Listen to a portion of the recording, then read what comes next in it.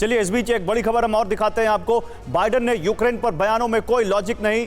Biden के Ukraine पर बयानों में कोई लॉजिक नहीं, ये रूस की तरफ से कहा गया। सर्गेई लावरोव ने कहा है। सर्गेई लावरोव का एक और बड़ा बयान, रूस के विदेश मंत्री लावरोव का बाइडेन पर बयान। वर्ल्ड वॉर 3 पर बाइडेन ने कहा था कि यूक्रेन का जीतना जरूरी।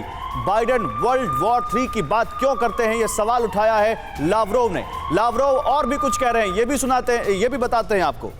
अमेरिका समेत पश्चिमी देशों ने छेड़ी है रूस के खिलाफ जंग। ये देखिए, लावरोव ने कुछ बड़ी बातें कही हैं। सर्गेई लावरोव रूस के विदेश मंत्री हैं। जर्मन चैनल को इंटरव्यू में रूस के विदेश मंत्री का बयान, 2014 से ही वेस्ट रूस के खिलाफ जंग लड़ रहा है, यह कहा है लावरोव ने। पश्चिमी देशों ने मिन्स्क एग्रीमेंट का गलत इस्तेमाल किया। तो सर्गेई लावरोव ने पश्चिमी देशों पर कुछ बड़े सवाल खड़े कर दिए हैं। अमेरिका के राष्ट्रपति बाइडेन पर कुछ सवाल खड़े कर दिए। आइए बिग वॉल पर ये अनार उगा के हर साल 1 एकड़ की जमीन पर 10 लाख कमा रहे हैं। उनसे सीखना है तो फ्रीडम ऐप को अभी डाउनलोड कीजिए। क्या कहा है सर्गेई लावरोव ने? रूस ने नहीं, वेस्ट ने छेड़ी है जंग। अमेरिका समेत पश्चिमी देशों में 2014 से ही रूस के खिलाफ युद्ध छेड़ा गया है। यूएस समेत पश्चिमी देशों ने 2014 से न केवल युद्ध छेड़ा, बल्कि एक जर्मन चैनल को इंटरव्यू में रूस के विदेश मंत्री सर्गेई लावरोव ने कुछ और बड़ी बातें कही हैं। पश्चिमी देशों के इस वॉर में यूरोपियन यूनियन भी रूस के खिलाफ है। पूर्व जर्मन चांसलर एंजेला मर्केल भी इस युद्ध की पुष्टि कर चुकी हैं। पश्चिमी देशों ने मिन्स्क यानी बेलारूस की राजधानी में एक एग्रीमेंट हुआ था, उसका गलत इस्तेमाल किया जो यूक्रेन और रूस के बीच हुआ था। मर्केल ने कहा था कि मिन्स्क एग्रीमेंट को यूक्रेन को ताकतवर बनाने के लिए किया गया, और यह कहीं ना कहीं यहां पर बताता है कि उसका गलत इस्तेमाल हुआ है।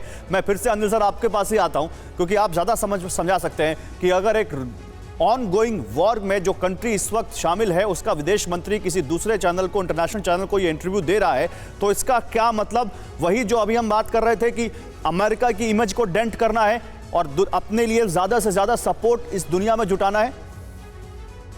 ये रशिया की इस वक्त सबसे ज्यादा कोशिश ये है, जैसा हम देख चुके हैं कि जहां तक इंफॉर्मेशन वॉरफेयर जो इस युद्ध का एक बहुत बड़ा हिस्सा रहा है, उसमें रशिया को कोई खास सफलता नहीं मिली अभी तक। ये हमने देखा। उसके कंपैरिजन में आप देखें तो ज़ेलेंस्की को हर एक जो पटल पे उनको दिखाया गया, बुलाया गया, बताया गया। वेस्टर्न चैनल्स, पूरा तरह मीडिया जो है उसको सपोर्ट कर रहा है। ना ये एक मौका मिला है जो लावरोव को, जब जहां जाते हैं बाहर जिससे भी बात होती है, तो ये बताने की कि वो सीधा बताते हैं कि जो एग्रीमेंट्स हुए थे पीस के लिए, उन एग्रीमेंट्स को ना यूक्रेन ने माना, ना ही यूरोपियन कंट्रीज ने माना। उन्होंने एक तरह से टाइम बाय आउट करने के लिए मिन्स्क एग्रीमेंट का इस्तेमाल किया, और उसके चलते वो जो एंजेला मर्केल का जो स्टेटमेंट है उसको वो कोट करते रहते हैं बार बार। दूसरी चीज, अभी फ्रांस के राष्ट्रपति ने कहा है वाशिंगटन से लौटने के बाद, उन्होंने कहा कि रशिया को सिक्योरिटी गारंटीज देनी चाहिए।